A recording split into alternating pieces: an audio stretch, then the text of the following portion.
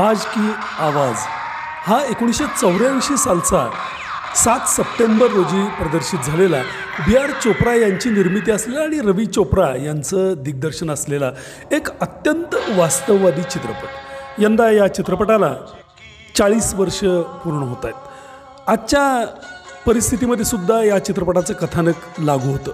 ते म्हणजे समाजामधल्या ज्या अपप्रवृत्ती आहेत त्यांना कायदा नेहमी शासन करू शकेल असं नाही. आणि मग अशा वेळी एखाद्या भल्या माणसावर जेव्हा अन्याय होतो तेव्हा त्याच्या मनामध्ये आपणच हा कायदा हातात घेऊन या गुन्हेगारांना शिक्षा का देऊ नये अशा पद्धतीची विचारधारणा येऊ शकते. आणि मग त्यातून जे घडत जातं ते म्हणजे हा चित्रपट. अर्थात बी.आर. चोप्रा यांच्या नेहमीच्या स्टाईलनं यामधला कोर्टरूम ड्रामा हा प्रचंड गाजलेला. नाना पाटेकर ही एका महत्त्वपूर्ण भूमिकेमध्ये या चित्रपटात दिसतात.